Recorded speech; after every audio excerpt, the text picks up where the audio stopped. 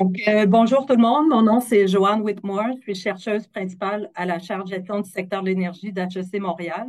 Donc, je vous souhaite la bienvenue au lancement virtuel de notre tout nouveau rapport sur les profils énergétiques des régions du Québec.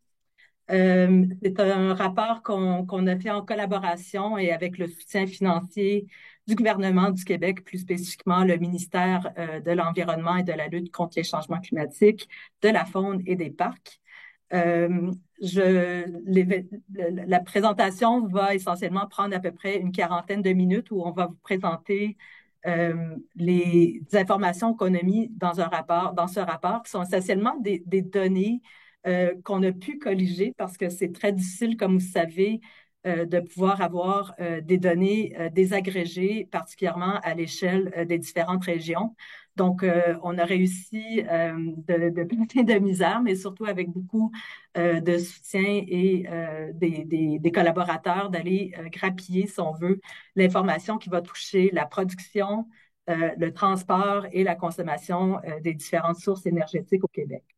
Donc, je voudrais, donc, il va y avoir Pierre-Olivier, mon collègue, qui a aussi collaboré à l'étude, qui va faire la présentation de ce qu'on retrouve dans le rapport. Mais en première partie, on va avoir Mathieu Lavoie, qui est le directeur de la direction des orientations, de l'analyse et de la diffusion de l'action climatique au Bureau de la transition climatique et énergétique au ministère de l'Environnement, de la lutte contre les changements climatiques, de la faune et des parcs, qui va faire un petit mot d'ouverture. Mathieu, c'est vraiment la personne à qui on collabore pour, entre autres, toutes les autres études qu'on fait dans l'entente qu'on a avec le gouvernement, dont l'État de l'énergie, les ateliers et puis des white papers, si on veut, des rapports là, spécifiques à des enjeux qu'on a besoin d'approfondir. Donc, comme je disais, le partenaire financier, c'est le gouvernement, mais je veux surtout aussi remercier les collaborateurs, dont Hydro-Québec, Énergir, avec qui on n'aurait pas pu faire ce rapport. C'est sûr qu'il y a certaines données, des fois, qui sont disponibles, mais c'est tellement éparpillé que pouvoir travailler avec des personnes comme Pierre-Olivier Roy, Christophe Bélanger chez Hydro-Québec, Philippe Lantier chez Énergir, pour aller rassembler cette information-là, ça nous a beaucoup aidé à accélérer ce rapport-là. Et évidemment, après ça, toute la MEL-CCFP puis les gens du MEIE pour réviser le rapport. Il y a toujours, quand on fait des rapports, des petites erreurs qui peuvent se glisser ou des différences entre les différentes bases de données. Donc, si jamais les lecteurs vous envoyez, n'hésitez pas à nous écrire, puis ça va nous faire plaisir, évidemment, de pouvoir améliorer ce qu'on a et de corriger si vous voyez des erreurs. Donc, sur ça, je vais donner la parole à Mathieu et ensuite, ça va être Pierre-Olivier. Merci beaucoup, Joanne. Vraiment un honneur pour moi de vous adresser quelques mots. Merci à HEC de m'offrir cette opportunité-là. Donc, je représente le ministère de l'Environnement, de la lutte contre les changements climatiques, de la faune et des parcs. Comme tu l'as dit, Joanne, le rapport sur les profils énergétiques des régions du Québec qui vous est présenté est le fruit d'une collaboration entre plusieurs acteurs. T'en as nommé quelques-uns. Là. Je tiens évidemment à vous remercier, Joanne et Pierre-Olivier, pour le travail colossal que vous avez fait concernant ce rapport-là. Donc, les gens ne se doutent pas, mais il y a un travail je dirais, de moine là, qui est derrière la production d'un tel rapport. Tu le disais, il y a peut-être des améliorations à apporter, le cas échéant. Vous saurez nous le dire, mais je suis extrêmement fier de ce qui est présenté aujourd'hui. Puis je remercie encore une fois Pierre-Olivier Pinault, Joanne Whitmore pour leur soutien, leur collaboration, leur ardeur au travail. C'est vraiment apprécié. Évidemment, tous les partenaires gouvernementaux, là, dont le ministère de l'Économie, de l'Innovation et de l'Énergie, la collaboration entre les organismes publics, là, les distributeurs d'énergie, les universités, dont HEC entraîne souvent son lot je dirais, de défis. Mais ça permet aussi des échanges extrêmement stimulants, puis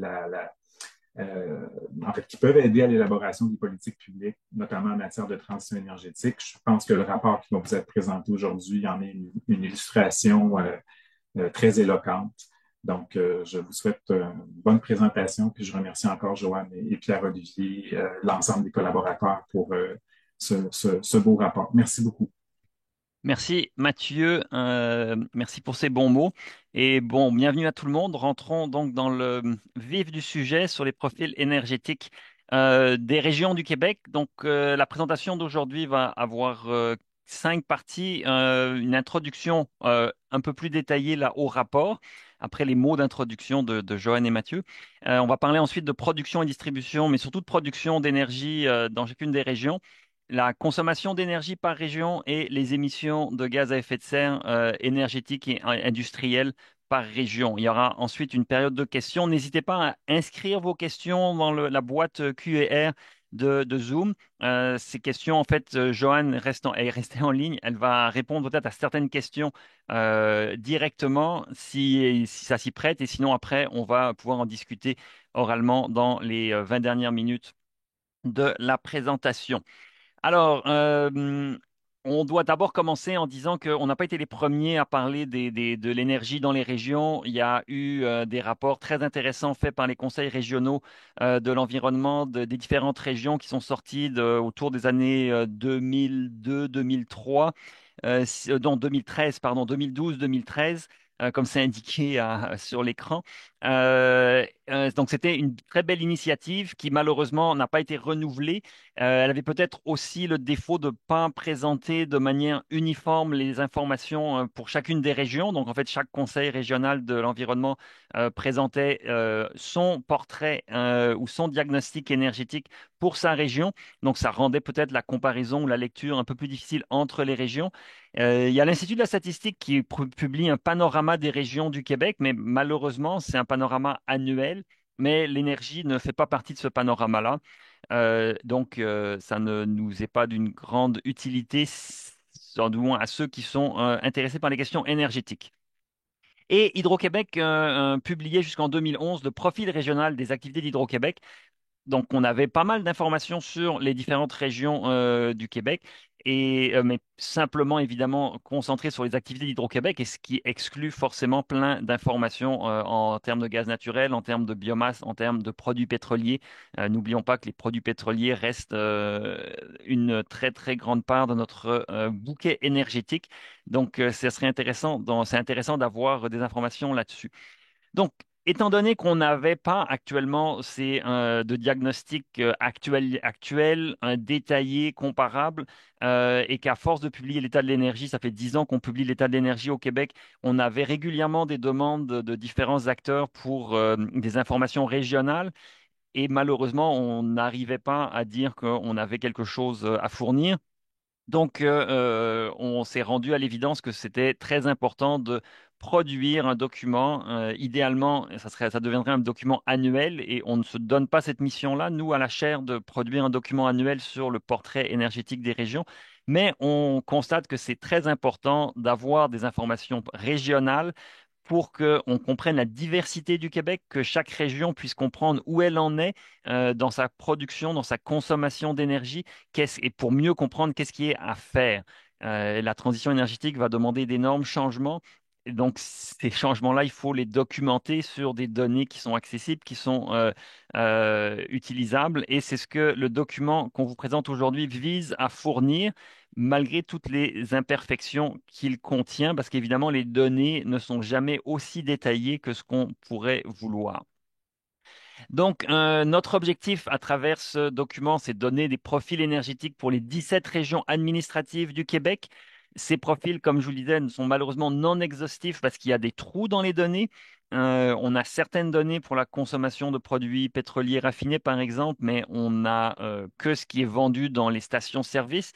Or, il se vend des produits pétroliers raffinés hors des stations-service. Et là, on n'a aucune donnée là-dessus. Donc, ça, c'est dommage. Je reviendrai sur les données manquantes ou les trous dans nos portraits un peu plus tard. On est très fiers de dire qu'on a pris des sources d'informations existantes, on les a réunies, mais aussi inédites, parce que grâce à la collaboration avec différents partenaires qui ont été mentionnés précédemment, mais on a pu avoir quelques nouvelles données qu'on a pu indiquer. Mais ne vous attendez pas à des révélations incroyables. L'essentiel des données, ce sont des choses qui existent, qui n'étaient pas forcément facilement accessibles, Alors, on s'est dit, on va les réunir pour faire un document de référence. Évidemment, toutes les références, toutes les sources de nos données sont indiquées pour que vous puissiez aller creuser éventuellement davantage à travers, en partant de ce document qu'on souhaite le plus convivial possible. C'est donc un point de départ, encore une fois, pour qu'on espère d'autres fassent plus et mieux. Et donc, on envoie le message que quiconque veut prendre ce rapport-là sous son aile, eh bien, se trouve invité à le faire parce que c'est probablement une nécessité là, pour que chacune des régions se trouve à avoir un portrait énergétique. Parce qu'il y a des changements à faire pour la transition énergétique, encore une fois, et il faut comprendre mais, d'où on part. Et ce qu'on espère, c'est offrir ce point de départ-là régional avec des grandes variations entre les régions, comme vous allez le voir. Alors, on a 17 régions administratives au Québec. La région, la plus grande région, comme vous allez voir, c'est celle du nord du Québec, mais on ne met pas la carte du Québec parce que justement, étant donné l'étendue de la région nord du Québec, si on veut voir les autres petites régions au sud, eh bien, il faut faire un zoom sur le sud. C'est les régions administratives, donc c'est un découpage qui regroupe donc des municipalités régionales de comté et des municipalités indépendantes. Les régions n'ont pas d'instance politique élective ni de pouvoir décisionnel en tant que tel, donc il n'y a pas de directeur ou de maire ou de préfet de région, mais il y a un ministre responsable pour chacune des régions. Et ça donne un cadre territorial pour les services gouvernementaux. Donc, c'est quand même assez important en termes de déploiement de différents services gouvernementaux. Et, euh, le MEIE regroupe les régions de manière, en fait, j'allais dire informelle, mais ça, parce que je ne pense pas que ça porte à conséquences directes, c'est ce regroupement, mais il y a traditionnellement les régions ressources, donc 5 régions ressources que vous voyez en bleu plus clair, le Bas-Saint-Laurent, la Gaspésie, Côte-Nord, Nord du Québec, Abitibi-Témiscamingue. Il y a les régions manufacturières, les 8 régions manufacturières que vous voyez en bleu marin, et les 4 régions urbaines qui sont Montréal, Laval, l'Outaouais et la région de la capitale nationale. Donc ça vous donne un petit peu le portrait des régions, enfin la description des régions.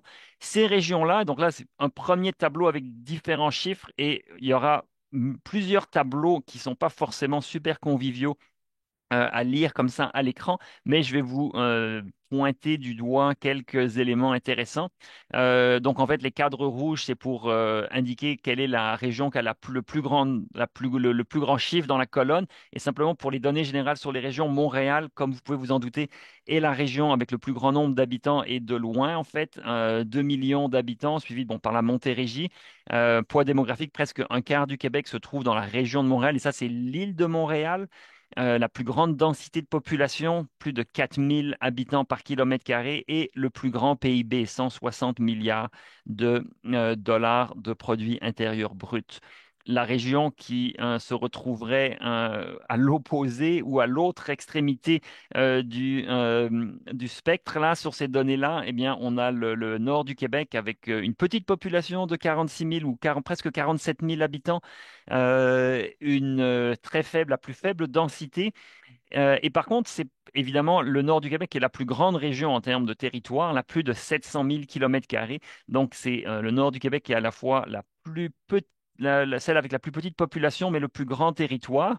Étonnamment, en termes de territoire, le plus petit territoire, c'est Laval, la région de Laval avec seulement 246 kilomètres carrés de superficie.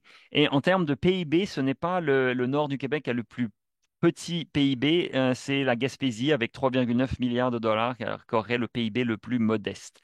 Et là, vous pouvez voir, puis je ne vais pas les lire, mais donc les grandes villes et le ministre responsable de chacune des régions.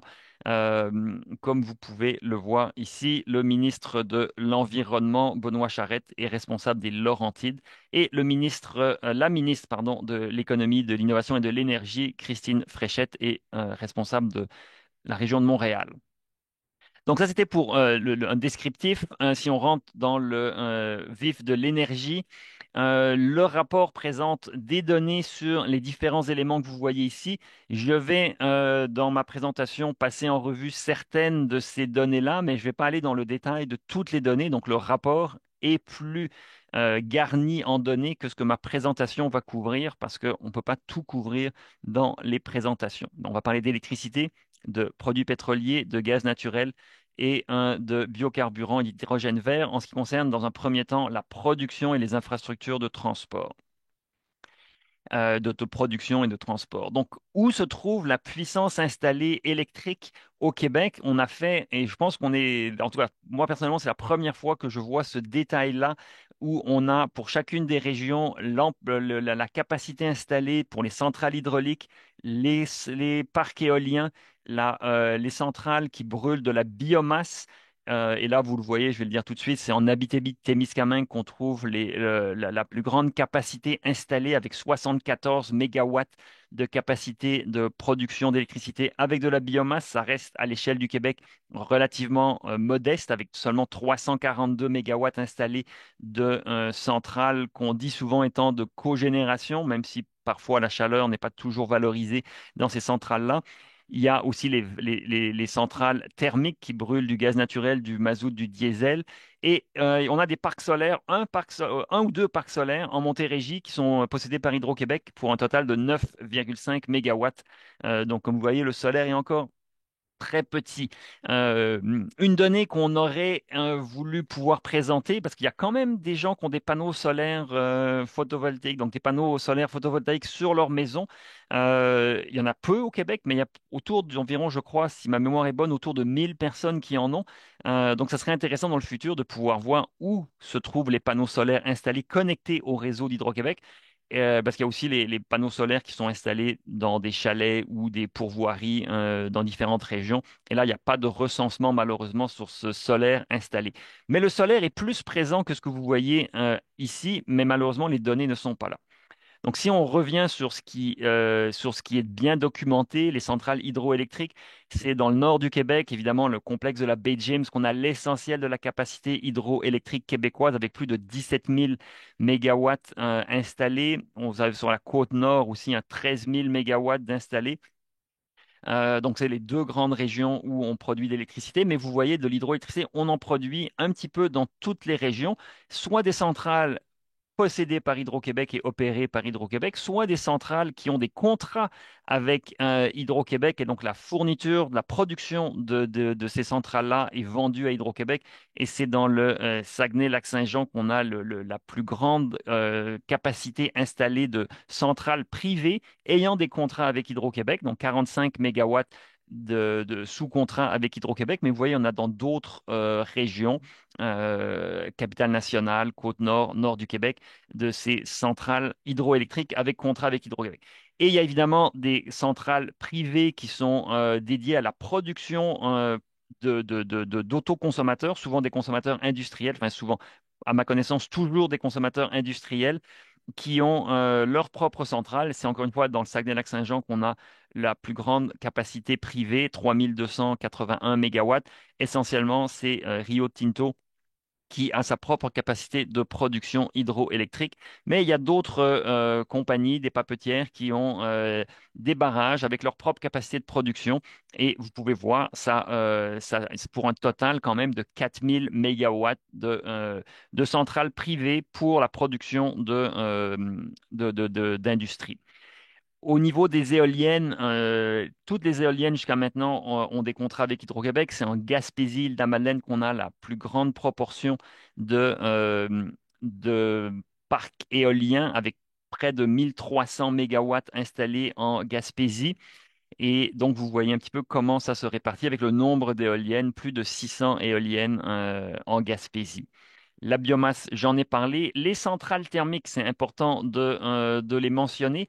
Dans le centre du Québec, près de Bécancour, il y a deux centrales thermiques, une qui est possédée par Hydro-Québec, une qui est sous contrat avec Hydro-Québec, TC Énergie, la centrale que vous voyez, 550 mégawatts, elle a un contrat avec Hydro-Québec, c'est la centrale dont on parle de temps en temps parce que Hydro-Québec a un contrat à long terme, mais la centrale n'est pas utilisée parce qu'on n'a pas jusqu'à maintenant eu besoin de brûler le gaz naturel nécessaire pour la faire fonctionner pour produire de l'électricité pour les besoins québécois.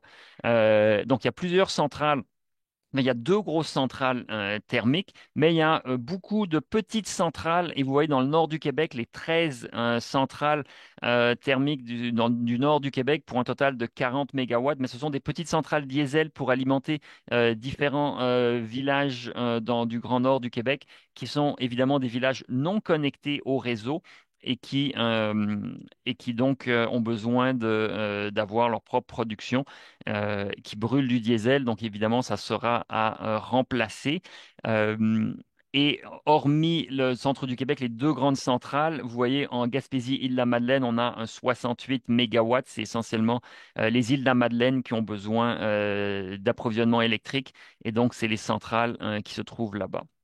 Encore une fois, c'est dans les cartons des plans de décarbonation pour sortir le diesel de l'approvisionnement électrique de ces régions qui approvisionnent, qui ont peu de consommateurs comparé à l'entièreté du Québec, mais qui quand même brûlent du diesel pour produire leur électricité. Passons maintenant aux infrastructures de production et de distribution d'électricité. On a deux cartes, on vous propose deux cartes, une qui distingue bien les régions du Québec et qui vous permet de voir où sont les infrastructures de production d'électricité dans la région nord du Québec. Et vous voyez, tous les points rouges sont les centrales thermiques dont je parlais, là, pour approvisionner tous ces villages Inuit du Grand Nord québécois. Et puis, si vous allez voir du côté des îles de la Madeleine, vous voyez aussi les deux points rouges qui sont les deux centrales aux îles de la Madeleine, les centrales thermiques. Donc là, on peut voir un petit peu où s'en trouvent les équipements, les infrastructures d'Hydro-Québec, parce que c'est une carte essentiellement basée sur qu'Hydro-Québec nous a fourni avec les infrastructures d'Hydro-Québec. Ou dans certains cas, on voyait les parcs éoliens qui sont les contrats que Hydro-Québec a avec les producteurs éoliens privés du Québec. Donc, vous voyez d'un côté ces infrastructures par région et on a aussi une carte que le MEIE nous a fournie qui est fort intéressante parce qu'elle est un peu plus exhaustive en ce qui concerne toutes les infrastructures de production d'électricité. Ça va au-delà des infrastructures d'Hydro-Québec. Et donc, on peut voir, mais évidemment, il y a du regroupement avec les infrastructures d'Hydro-Québec, parce que Hydro-Québec est un gros producteur d'électricité, comme vous le savez. Maintenant, passons au pétrole. On a deux informations qu'on a pu trouver par région. C'est le nombre de stations-service ou essenceries. Essencerie, c'est le terme utilisé par la Régie d'énergie du Québec pour parler des stations-service. Et donc, c'est en Montérégie qu'on trouve le plus grand nombre d'essenceries avec 419. Et c'est dans le nord du Québec, avec sa faible population, qu'on trouve le plus petit nombre de stations-service avec seulement 15. Fait à noter, on a pu calculer une variation du nombre de stations-service entre 2013 et 2022 et on a un déclin du nombre de stations-service, 116 stations-service en moins pour l'ensemble du Québec sur cette dizaine d'années-là, donc 4% de déclin. On aimerait pouvoir dire que c'est parce qu'on consomme moins d'essence au Québec et parce qu'il y a moins de véhicules à essence. Malheureusement, ce n'est pas le cas. Et bon, c'est pas le sujet aujourd'hui, mais ce n'est pas le déclin des ventes d'essence ni le déclin du nombre de voitures qui justifie ce déclin du nombre d'essenceries. C'est plus une consolidation du secteur. L'autre information qui est, à mon avis, pertinente, même si elle est marginale pour le secteur énergétique du Québec, c'est le nombre de titulaires de permis de stockage, d'équipements de stockage de produits pétroliers. Alors, on a des capacités de stockage de produits pétroliers dans toutes les régions du Québec. Et vous pouvez voir ici, donc c'est Montréal qui a la plus grande capacité totale de stockage. On a en fait 2000 millions de litres de capacité de stockage au Québec. Donc, ça veut dire 2 milliards de litres de capacité de stockage à Montréal, dans la région de Montréal. Et ça, c'est évidemment expliqué par l'est de Montréal, où on a les grandes raffineries. Et en plus de la raffinerie de Suncor, on a des dépôts de produits pétroliers de Valero et d'autres compagnies. Donc, on a une grosse capacité de stockage. Et la plus petite capacité de stockage de produits pétroliers, c'est à Laval qu'on la retrouve avec seulement 11 millions de litres. Et il faut se rendre compte que toutes ces capacités de stockage, c'est à la fois les grands cylindres blancs que vous pouvez voir là, si vous passez dans l'est de Montréal et vous roulez sur la 40, mais c'est aussi tous les bâtiments qui se chauffent encore au mazout et qui ont des réservoirs de stockage de mazout ou de produits pétroliers, les stations-service qui ont du stockage de produits pétroliers. Donc, en fait, c'est tous des équipements qui permettent de stocker des quantités parfois assez restreintes de produits pétroliers. Donc, ça ne va pas jusque une maison qui se chaufferait au mazout, son petit réservoir de mazout. Ça n'inclut pas ça, mais tout ce qui nécessite un permis commercial ou institutionnel, eh bien, c'est indiqué dans cette base de données-là qui est à la Régie du bâtiment du Québec. Et vous voyez le nombre de titulaires. Évidemment, tous ces stockages-là seront ultimement voués à disparaître si nous réussissons un jour la transition énergétique, du moins pour les produits pétroliers. Ça pourrait devenir intéressant pour des produits, des carburants liquides, des biocarburants de l'éthanol, etc. Et on va en parler un petit peu plus tard. Euh, pour le gaz naturel, vous avez ici les équipements de transport et de distribution de gaz naturel. Évidemment, il n'y en a pas dans toutes les régions du Québec. Beaucoup à Montréal et en Montérégie. Vous voyez là le nombre de kilomètres de distribution de lignes de gazoduc. C'est beaucoup à Montréal et en Gaspésie. Et le nombre d'abonnements. Aussi, vous pouvez voir dans chaque région du Québec le nombre de personnes qui sont abonnées. On a beaucoup d'abonnés à Montréal, évidemment, 93 000 abonnés pour le gaz. Mentionnons dans la région de l'Outaouais, c'est gazifère. Donc, toutes ces données-là sont soit de Énergir pour les régions seulement dans l'Outaouais, on a Gazifère qui est le distributeur de gaz naturel dans la région de l'Outaouais, avec quand même 41 000 clients résidentiels. Vous allez voir ici, dans l'Outaouais, c'est la plus grande proportion de clients résidentiels dans le nombre de clients totaux. Donc, beaucoup de clients résidentiels en Outaouais pour le gaz naturel, alors que dans les autres régions, il y a beaucoup moins de clients résidentiels et ben, il peut y en avoir dans certaines régions un nombre important. Euh, mais pas aussi important qu'en Outaouais. Et dans certaines régions, c'est vraiment dominé par les clients industriels et commerciaux. Par exemple, en Chaudière-Appalaches ou centre du Québec, vous voyez très peu de clients résidentiels, 16% seulement ou 20% seulement, beaucoup de clients industriels et commerciaux. En termes de volume de vente, c'est beaucoup plus les clients industriels et commerciaux qui représentent l'essentiel des volumes de vente pour les distributeurs de gaz naturel. Et donc, ces informations-là se trouvent dans le rapport. Je ne vous en parle pas aujourd'hui. Euh, Capacité de production de biocarburants, c'est important de savoir qu'au Québec, on a des grandes capacités de produire des biocarburants. Et donc là, on réunit les informations. Il y a un producteur d'éthanol qui est en Montérégie, c'est Greenfield Global, 200 millions de litres par an. Il y a des grands projets d'agrandissement, d'augmentation de leur capacité de production de différents biocarburants. Donc ça va être intéressant. Pour le biodiesel, même chose. On a un seul producteur de biodiesel en Montérégie avec seulement 12 millions de litres.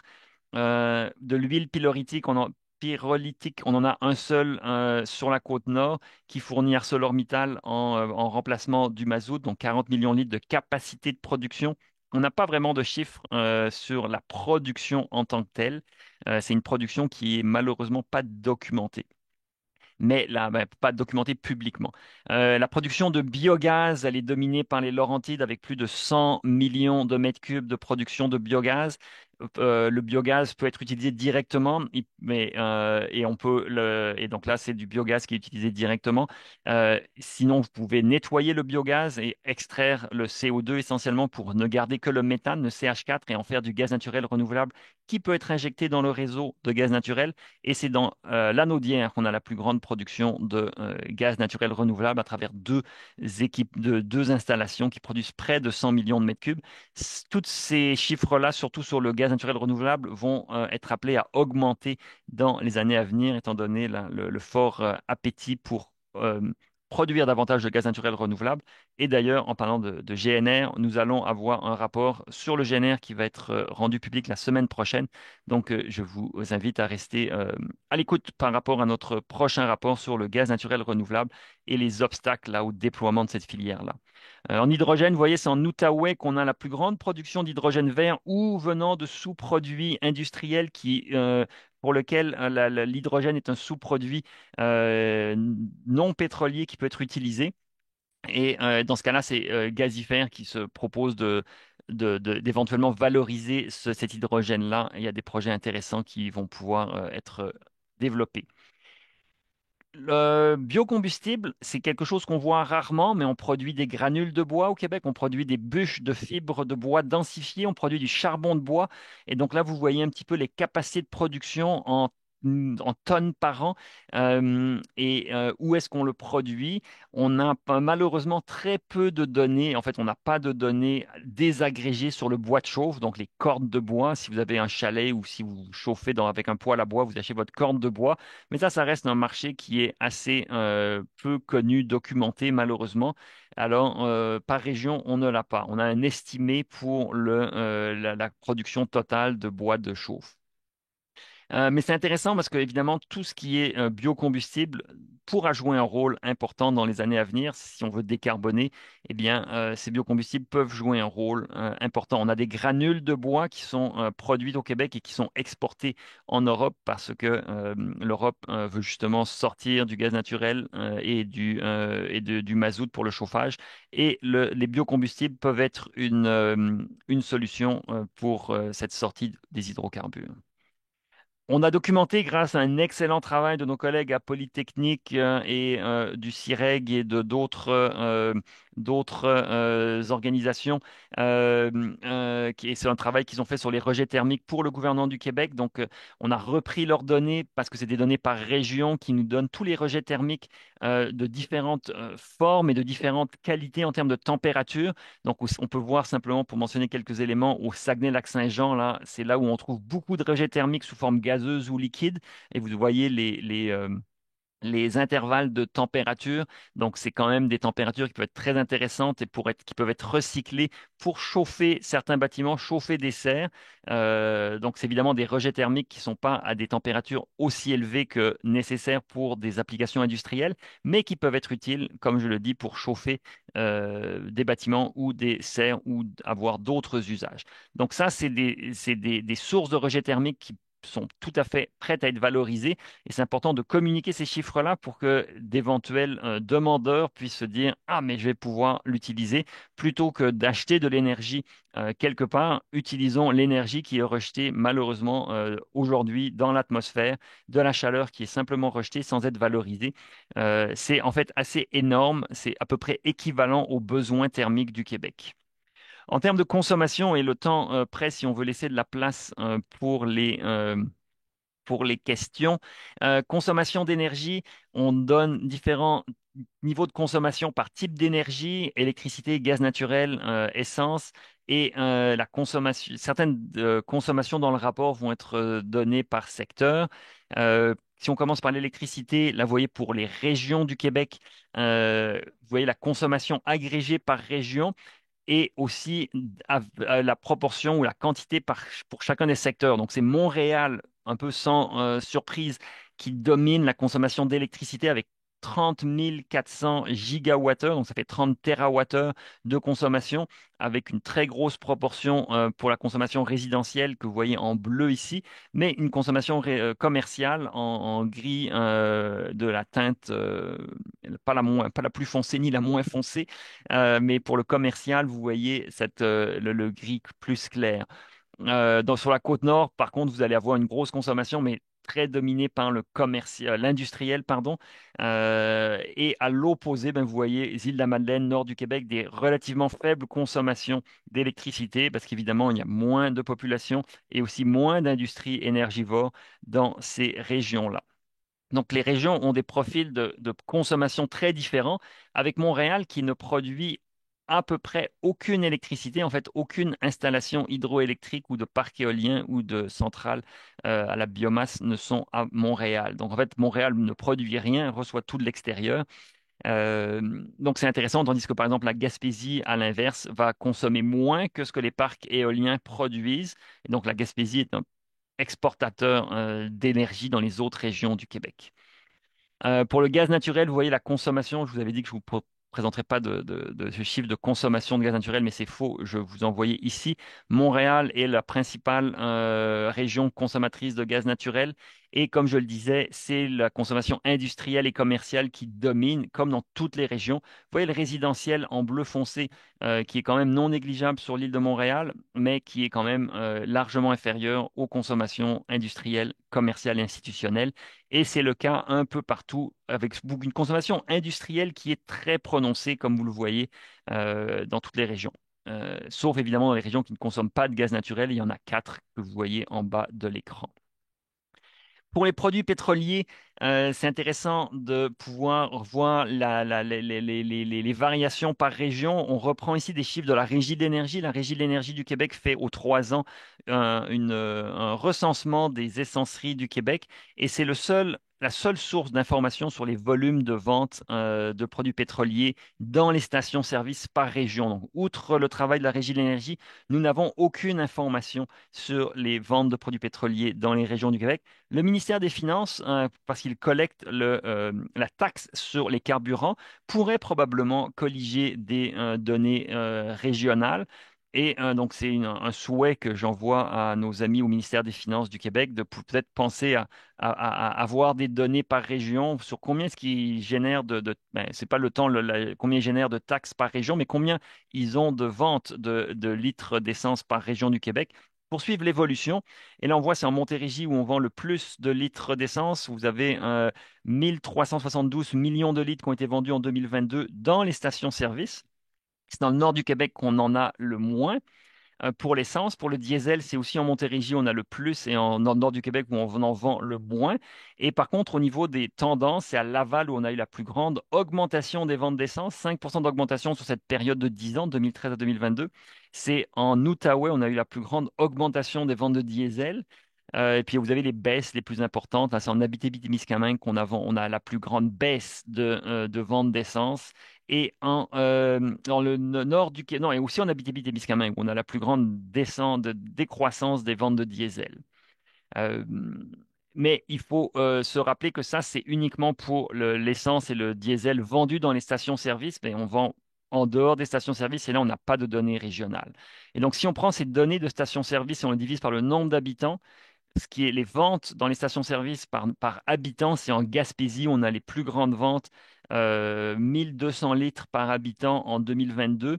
Et vous voyez, il y a différentes régions qui ont des ventes qui dépassent les 1000 litres par habitant dans les stations-service pour l'essence, et c'est à Montréal et dans le nord du Québec, Laval, où on a les plus petites ventes. Alors, c'est pas Montréal et Laval, c'est parce qu'évidemment, ce sont des villes, la densité font en sorte qu'on a moins de déplacements, plus de déplacements en transport actif et transport en commun. Le nord du Québec, en fait, c'est quasiment l'inverse. Il y a absence de ville, mais les petits villages sont tellement éloignés que, en fait, la vie se retrouve concentrée autour de ces villages-là, avec très peu de besoins supplémentaires ou de possibilités en fait de voyager entre les villages. Les émissions de gaz à effet de serre, je vais terminer un petit peu là-dessus. On a peu de données par secteur d'activité à l'échelle des régions administratives. Donc, en fait, on n'a aucune donnée pour le transport, les bâtiments, l'agriculture par région administrative. Les seules données qu'on peut avoir et qu'on a colligées ici par région administrative pour nos 17 régions, c'est les données d'émissions de gaz à effet de serre des grands émetteurs qui sont obligés de déclarer au MELCC FPE à Environnement et Changement climatique Canada leurs émissions. Tous les grands émetteurs de plus de 10 000 tonnes de CO2 par an doivent déclarer leurs émissions au gouvernement provincial et gouvernement fédéral. Et ce qui est intéressant aux côtés d'Environnement Canada, c'est qu'on peut savoir si c'est des émissions pour ces émetteurs-là de combustion, pour leur transport ou de leur procédés industriels, les déchets, des eaux usées, des fuites ou le torchage.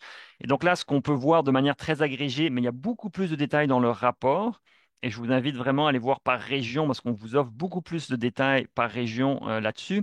C'est la Montérégie qui a le plus grand nombre la plus grande quantité d'émissions des grands émetteurs. Donc, c'est essentiellement industriel, avec près de 4 millions de tonnes en Montérégie. Le total de toutes ces émissions-là industrielles, c'est 22 millions de tonnes sur les 80 millions de tonnes que le Québec émet, presque 80 millions de tonnes au dernier inventaire de gaz à effet de serre. Et donc, en bleu, vous voyez les émissions énergétiques et les émissions non énergétiques de procédés que vous voyez au-dessus.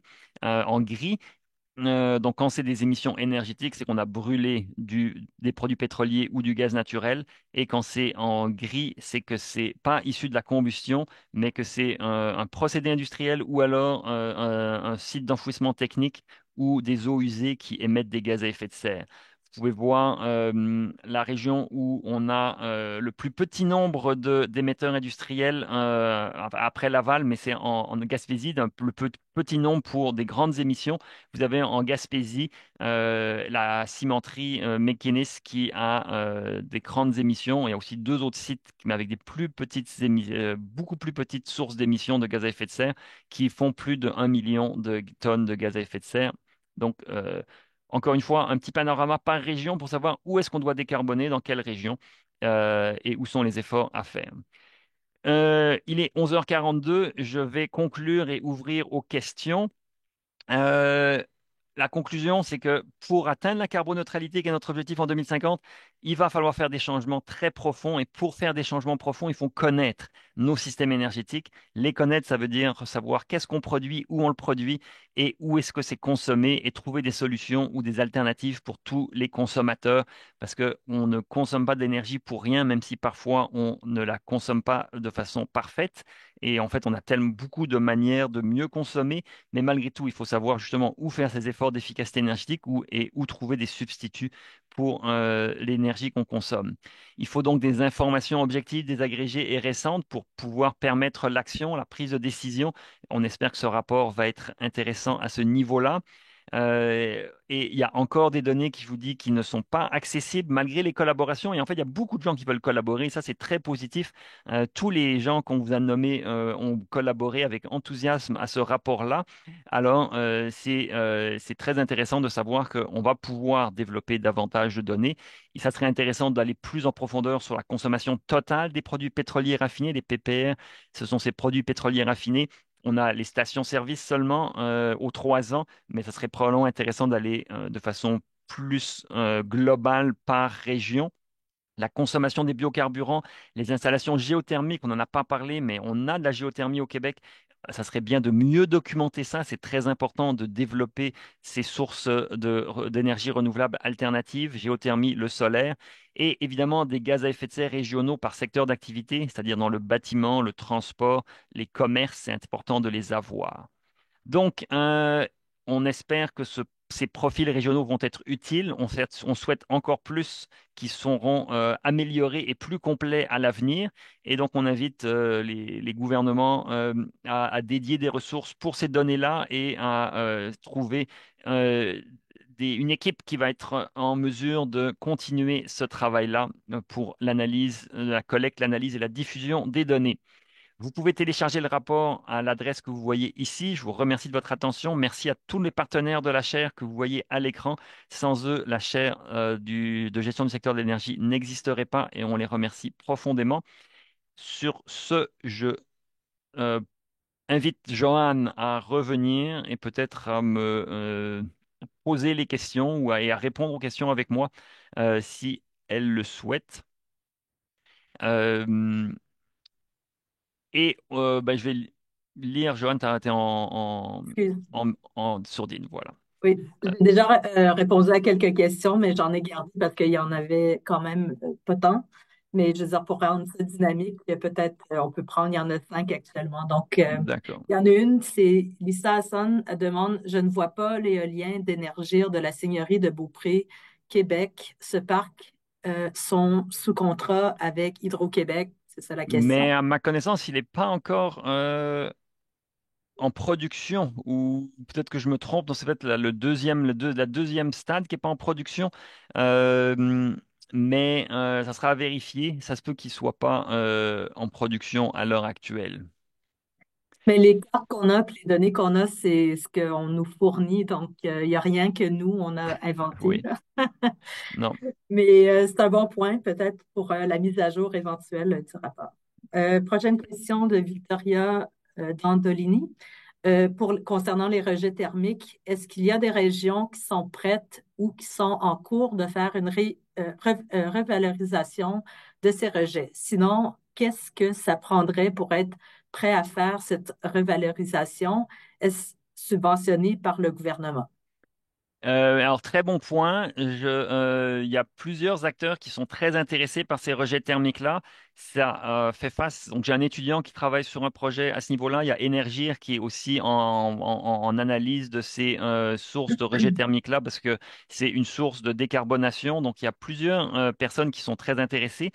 Et il y a plusieurs obstacles hein, parce qu'on n'est pas habitué à faire ça au Québec. Des réseaux thermiques et pour valorisation, ça demande l'installation de conduites. Ça demande donc d'avoir des permis au niveau des municipalités, de différentes instances gouvernementales.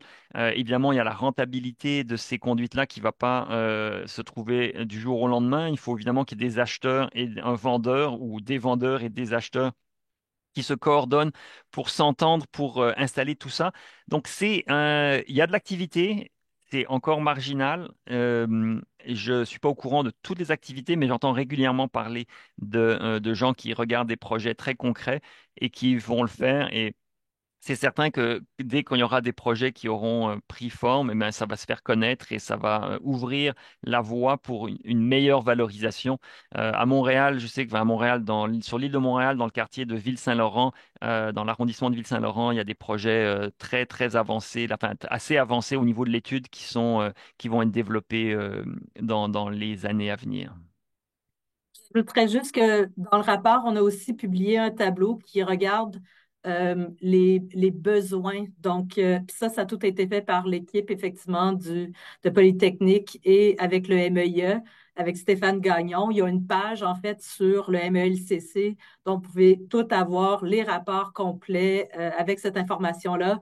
Puis ce que je comprends, c'est qu'ils sont en train de faire une autre étude pour vraiment avoir le potentiel par différentes régions. Donc, ça, je pense que ça va être publié bientôt, mais je ne veux pas trop en dire parce que je ne fais pas partie du projet.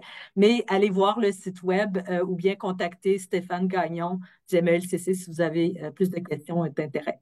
Donc, la prochaine question, c'est comment on explique la baisse de la consommation d'essence en Abitibi, baisse de la population? Alors, malheureusement, là, on ne s'est pas penché directement sur les raisons des variations. On n'a pas eu l'occasion. C'est possible que ce soit la baisse de la population. Je ne me suis pas vraiment penché sur la baisse de la démographie dans chacune des régions, mais c'est possible que ça soit ça et probablement un certain ralentissement au niveau du diesel, là, de certaines activités de transport commercial, mais ça reste spéculatif. Là, je ne le sais pas en tant que tel. Quelqu'un nous demande, est-ce que si on a l'intention de faire cet exercice annuellement, comme on a expliqué, on le sait que c'est utile, mais non, ça ne fait pas partie, en fait, comme l'état de l'énergie d'une publication qu'on avait l'intention. Par contre, on espère que ça va inspirer soit d'autres chercheurs ou encore mieux le gouvernement en collaboration avec Hydro-Québec et Énergie Régadifère pour faire ce genre d'exercice-là annuellement. Donc, Et où la régie de l'énergie, si on regarde aussi. la loi 69 qui prévoit de donner une mission d'information à la régie de l'énergie du Québec, on pourrait imaginer la régie de l'énergie du Québec, on pourrait imaginer qu'elle produise un document similaire. Surtout aussi pour les GES, on encourage fortement l'équipe au MELCC s'ils ont la possibilité parce que ça serait possible de faire une forme de calcul, on pourrait là, faire les analyses, mais tu sais, ça faisait pas partie du mandat, mais je veux dire, c'est possible s'il y a des gens dédiés là, de faire le calcul pour avoir au moins une appréciation des GES par différents sous-secteurs d'activité par région. Je pense que ça serait effectivement utile et important, là, étant donné qu'on a des objectifs concrets pour la décarbonation au Québec. Concernant les biocombustibles, quelqu'un qui demande Greenfield produit à partir du maïs, ce qui génère une concurrence avec l'agriculture. On connaît Enerkem comme grand joueur pour la revalorisation des déchets pour produire les biocombustibles. C'est quoi votre avis là-dessus? Bon, pas Alors, directement lié au mais rapport. c'est intéressant. Donc, en fait, la concurrence, elle n'est pas avec l'agriculture, parce que tout le maïs vient de l'agriculture. La concurrence, elle est avec l'alimentation animale et humaine. Et jusqu'à un certain point seulement, parce que il y a une partie de la production d'éthanol maïs qui, une fois qu'on a utilisé une partie du maïs pour produire l'éthanol, il y a des résidus, et une partie des résidus peut être renvoyé à l'alimentation animale. Donc une grande partie de l'alimentation du maïs, c'est pas pour les humains, c'est pour les animaux. Et donc il y a une certaine concurrence entre le maïs pour l'éthanol et le maïs pour pour l'alimentation animale et l'éthanol. Mais quand on fait de l'éthanol, on a des résidus qui retournent à l'agriculture. Mais évidemment, on ne peut pas imaginer faire croître de façon significative cette production d'éthanol à partir du maïs. Donc c'est pour ça que des solutions comme celles que vous mentionnez à partir de déchets, Enerkem le développe. Recyclage carbone Varenne et l'usine en construction pour produire des biocarburants à partir de déchets qui sont pas recyclables et ni compostables. Et donc, il y aura une production à ce niveau-là. C'est une voie d'avenir, évidemment. Euh, Elle peine à se développer, malheureusement. Il y a c'est très laborieux au Québec, mais même à l'échelle planétaire, de développer des solutions de biocarburants en dehors des filières très traditionnelles là, qui sont de première génération, c'est-à-dire l'éthanol, maïs ou de d'autres céréales ou d'autres sucres. Donc, il faut le développer, mais c'est laborieux. Et quand on regarde les projets de Greenfield Global, c'est justement des projets d'agrandissement, mais pas avec du maïs, mais avec d'autres matières premières qui ne rentrent pas en concurrence avec d'autres usages, ou moins, en tout cas pas en concurrence avec des usages pour l'alimentation. Je voudrais juste aussi que j'ai eu des discussions avec Jean Roberge, qui est justement celui qui est directeur de l'usine de Greenfield à Varennes. Et ce qu'il expliquait, c'est que le plus possible, il tente d'utiliser le maïs qui est comme, en fait, ce qui est un surplus, un excès de ce qui est utilisé pour l'alimentation animale. Donc, ils vont, tu sais, c'est déjà du surplus que de toute façon, il faudrait faire quelque chose avec. Donc, dans ce sens-là, je pense que c'est mieux d'un point de vue durable. Mais encore une fois, peut-être voir avec eux, ils auront toute l'information pour que ça leur fait plaisir de répondre à ces questions. Donc, il y a quelqu'un qui demande, est-ce qu'on peut redonner l'adresse? Juste pour que vous sachiez, quand vous allez sur le site de la chaire, on a un carrousel avec la première page là, d'accueil. Il y a déjà comme une image, vous pouvez cliquer dessus, puis ça va vous amener directement au rapport. Sinon, on a aussi un petit onglet publication. Vous cliquez là, sur ça, vous allez pouvoir retrouver dans les premières entrées, si vous voulez, le lien vers le rapport. Et sur ça, on va avoir la présentation PowerPoint et éventuellement le webinaire, l'enregistrement qui va être disponible. Donc, tout va être là, vous allez pouvoir le partager et on va aussi le partager sur LinkedIn. Donc, si vous n'êtes pas encore en train de nous suivre, voyez le lien, vous pouvez nous suivre pour être à jour sur toutes nos publications et nos événements. Donc, prochaine question, il reste 5 minutes. Le potentiel de production d'énergie renouvelable et de récupération ont-ils été étudiés dans ce rapport ou bien peuvent-ils être trouvés dans des travaux différents à votre connaissance? Bonne question. Donc la réponse rapide, c'est non. Dans notre Ouais. rapport, on ne parle pas des potentiels de production d'énergie renouvelable.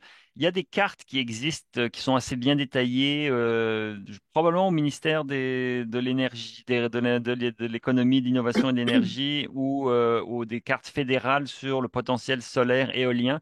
Il y a aussi des cartes, des sites internationaux qui regarde le potentiel éolien et solaire mondial et c'est possible d'aller chercher le Québec et d'avoir précisément sur un site québécois là combien d'énergie solaire on pourrait produire, combien d'énergie éolienne on pourrait produire.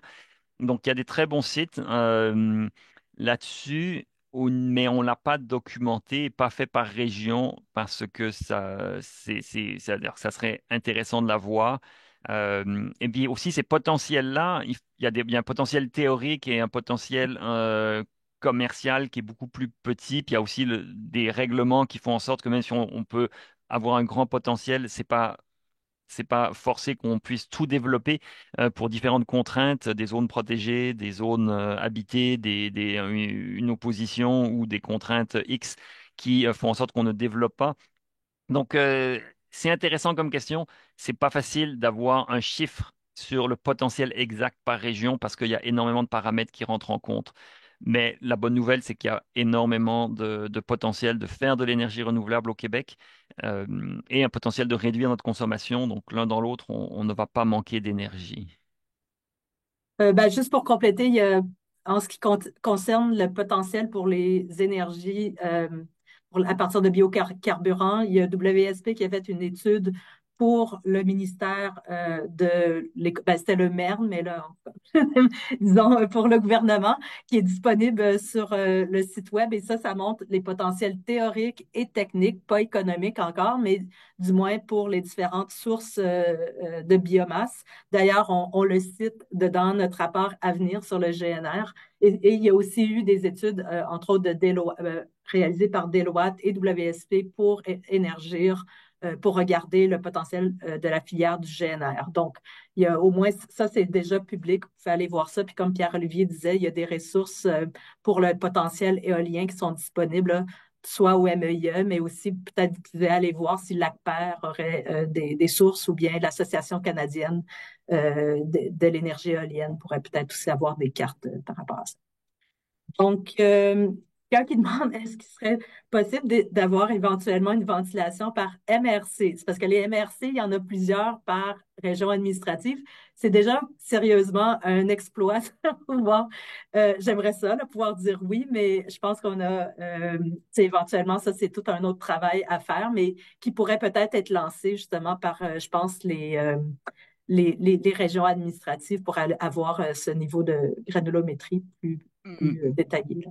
Mais ce qu'on peut ajouter, c'est que Hydro-Québec fournit pour la plupart des MRC, et même des Mhm. municipalités, la consommation d'électricité euh, industrielle, résidentielle, commerciale, institutionnelle, agricole. Donc Hydro-Québec fournit dans sa base de données ouverte, et si vous faites Hydro-Québec données ouvertes sur Google, vous allez pouvoir tomber sur un fichier qui donne des données par MRC et par municipalité. Ça ne couvre pas l'entièreté du Québec parce qu'il y a certaines municipalités pour lesquelles les chiffres ont dû être retirés pour des fins de protection de la confidentialité. Mais c'est des données mensuelles. Donc, en fait, ça peut être vraiment ces données mensuelles de consommation par municipalité ou MRC. Ça peut être très intéressant. Quelqu'un dit à noter que les données de la régie pour le diesel n'incluent pas toutes les ventes de diesel, seulement celles effectuées en essencerie. Puis effectivement, on le note dans le rapport explicitement que ça couvre, parce qu'il y a beaucoup d'entreprises qui vont avoir un ravitaillement sur leur propre euh, territoire, si on veut. Donc, c'est pas aux essenceries. Donc, oui, ça, c'est déjà précisé dans le rapport qu'il y a ce volet-là qui apparaît pas, mais malheureusement, c'est ça. On compose avec les données qu'on a. Et on l'indique bien ici, dans le titre ici, c'est les volumes annuels de vente Mm. d'essence et de carburant des essenceries. Ouais. Euh, Avons-nous des gens de la Régie de l'énergie à l'écoute? Peuvent-ils faire ce genre de travail dans le futur? On le Alors, je suis souhaite. certain qu'il y a des gens, les gens de la Régie de l'énergie viennent régulièrement écouter les webinaires. Alors, je pense que celui-ci aussi sera écouté et je serais fort heureux qu'ils pensent à ça. Mais le projet de loi 69 n'est pas encore adopté. Alors, ils n'ont pas encore ce mandat-là, mais ils vont l'avoir vraisemblablement d'ici quelques temps. Et peut-être que ça va les inspirer. Ou peut-être que les gens de l'Institut de la statistique du Québec vont commencer à penser que l'énergie est aussi un domaine important ou qui mérite d'être mieux documenté par l'Institut de la statistique du Québec. Jusqu'à maintenant, ils n'ont pas pensé ça, mais les choses peuvent évoluer. On prend deux questions, puis après ça, on va terminer. Donc, en pratique, quelle instance régionale pourrait utiliser ces données pour développer une stratégie de transition énergétique? Quelle instance régionale? Mais je pense que les MRC, les maires et mairesses des régions veulent faire des activités, notamment le transport en commun est souvent est développé déployé au niveau municipal. Donc je pense que dans chaque région, on a des acteurs, souvent des villes, qui veulent développer des projets. Et je pense que c'est important que ces villes-là et les acteurs des régions qui veulent développer des projets soient plus au courant. Donc, j'aurais tendance à dire essentiellement les villes qui sont intéressées à favoriser la transition énergétique dans leur région.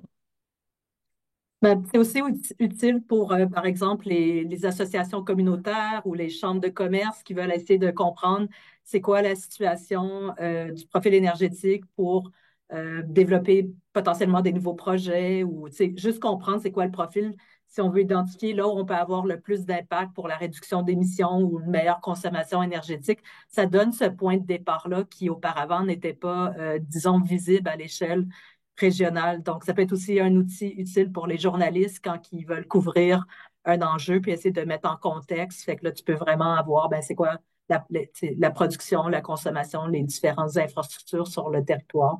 Donc, c'est vraiment un outil, je pense, qui peut être disponible aussi pour plusieurs secteurs. Donc, il y a une dernière question. Comment obtenir les données privées de consommation d'essence diesel par région pour une future mise à jour? La collaboration avec les compagnies.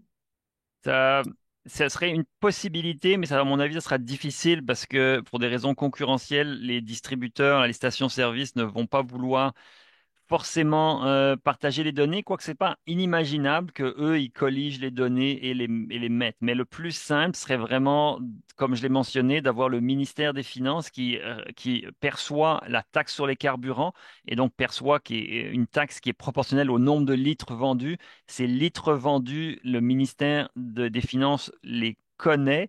Et donc, doit avoir l'information. Je ne sais pas à quelle fréquence ils collectent les taxes, mais forcément, ils ont des relevés, j'imagine, mensuels des ventes, et on devrait pouvoir avoir des relevés mensuels par région, parce que les ventes sont probablement connues par région pour ce qui concerne le ministère des Finances. Et dans ce cas-là, mais ça serait assez facile d'avoir ces données-là. Donc, il faut que nous demandions collectivement au ministère des Finances si on pense que c'est utile de sortir ces données-là. Donc, ben, il y a quelqu'un qui a mis un lien, mais c'est pas une question, vers un rapport de l'UMQ, donc de l'Union des municipalités québécoises. Et effectivement, c'est vrai que ça serait un outil, notre rapport serait utile pour eux. Ils ont déjà un plan 2024-2029 de mise en œuvre pour le plan économique vert et les enjeux dans le milieu municipal. Donc, effectivement, merci pour le partage. Puis, on espère que ça va être utile, comme tout ce qu'on fait. Donc, bonne journée à tous. Et l'information et le webinaire, tout va être en ligne très prochainement. Merci. Au revoir.